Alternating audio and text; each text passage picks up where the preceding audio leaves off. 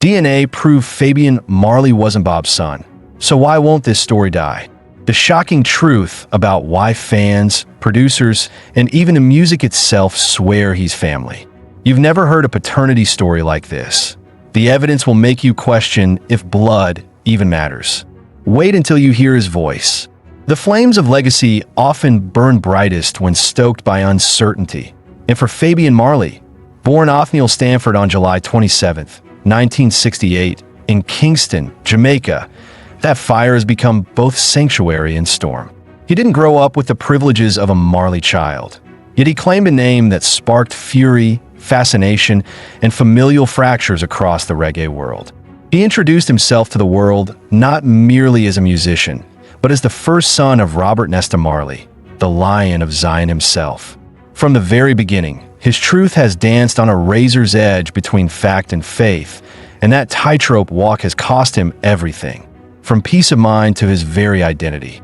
Before he was Fabian Marley, he was simply a child in eastern Kingston raised by his mother Rafie Monroe, a woman whose firm denials would later become headlines.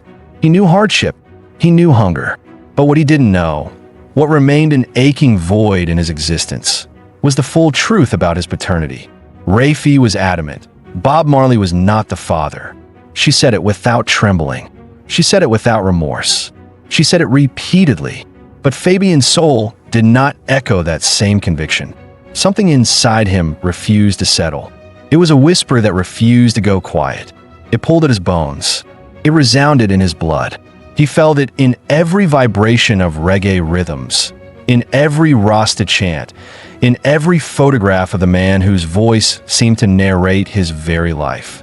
And so, with a heart full of fire, he made a decision that would uproot his entire world. He declared himself a Marley. To some, it was madness. To others, it was a divine calling. He stepped forward in 2013 and proclaimed that he was Bob Marley's firstborn son, the forgotten heir of the Rastaman vibration. And the reaction was swift and unforgiving. The Marley estate, a fortress of legacy and legal firewalls, met his announcement with an ironclad cease and desist letter. Their attorneys demanded he stop using the Marley name. They required DNA evidence. They demanded proof that he could not provide. But Fabian wasn't bluffing. He responded with his own sword. He submitted DNA for testing. That should have ended the story. But this tale isn't one of simple conclusions. Months passed, then years, and still he claimed no response. Fabian said nothing came back from the Marley camp. Not a word, not a reply, not even an acknowledgement. Silence where he wanted closure. Rejection where he hoped for belonging. He pressed on. He insisted. He recorded videos. He made statements. He didn't cower. But then came the results. On December 14, 2015, two separate DNA tests, one in Ohio and another in California, shattered the dream like glass. The results revealed a 99% match not to Bob Marley, but to a man named Othniel Stanford, a man who was already the father of two of Fabian's siblings. The world now knew. Fabian's real father wasn't a reggae messiah, but an unknown man cloaked in a shadow of his own. His sister Sandra Walker tried to explain it. Their father, she said, didn't even know who his father was.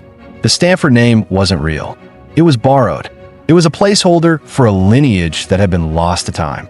Fabian's bloodline wasn't fake. It was fractured. The confusion didn't begin with Fabian.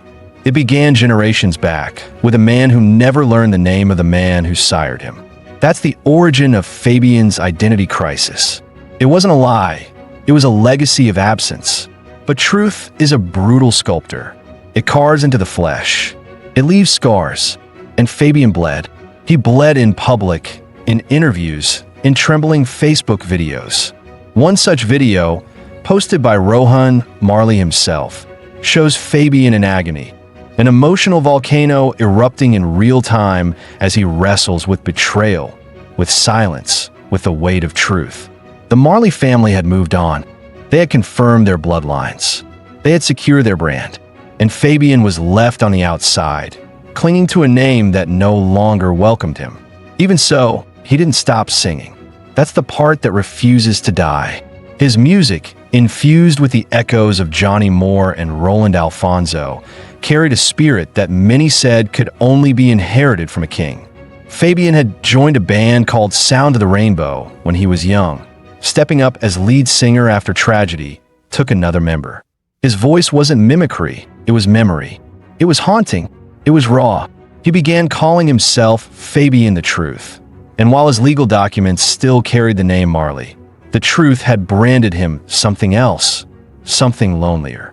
Despite the DNA revelations, he never turned bitter. He spoke about brotherhood. He praised the other Marley sons. He didn't curse the family who had shut him out. He just kept creating. His single, Not Go Say Me Poor, produced by Clive Hunt, gained traction on Jamaican streets. Not because of controversy, but because of conviction. Clive Hunt didn't choose him because of a name. He chose him because of a sound. That's what cuts deeper than any court record. Fabian's artistry, his soul, was undeniable. Hunt never knew him before. There were no favors. There was only talent. And that talent, pure and untouched by the circus of lineage, demanded to be heard. Behind him, in the shadows, stands Clayton Thomas, his manager, his anchor. A music veteran from Street Kids, Thomas has believed in Fabian since the 1990s, when both their lives crisscrossed through the pulse of reggae in upstate New York. Thomas has seen the torment firsthand. He knows how Fabian carries the weight of wanting to belong. He sees it in every lyric. He hears it in every note. Bob Marley's legacy is not merely carved into the stone of music history. It is tattooed across 11 living descendants, each with a claim more recognized than Fabian's.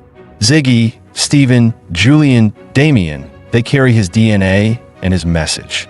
Even Rita Marley accepted Bob's infidelities with a grace few could comprehend.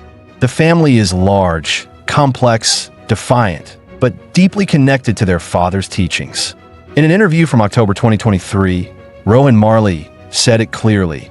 Their father wasn't perfect, but he was the beginning of something deeper. He opened our eyes to a profound way of life, he said. But where does that leave Fabian? It leaves him in exile, a musical prodigal without a home to return to. His story is not about deception. It's about yearning. It's about the devastating search for identity in a world obsessed with proof. Fabian didn't scam anyone. He believed something so fiercely that it became his reality. He believed in the father he never had. And for a while, the world believed him too. Now he stands at a crossroads. Not in the courts, not in the headlines, but in the mirror. He sees a man who has traveled through the fire and emerged scarred, but singing. His name is Fabian Marley. The world may insist otherwise. The DNA may disagree. But what he believes is a song still echoing through the mountains of Jamaica, through the speakers of Kingston's ghettos, through the heart of every lost child searching for their origin in the silence. And maybe, just maybe, that's the truth that matters most. Do you think identity is defined by blood, or can it be shaped by belief and passion? Should the weight of a name decide someone's destiny? Drop your thoughts in the comments. We want to know what you think about Fabian's journey. And if stories like this move you, hit that subscribe button and join us for more untold truths the world hides.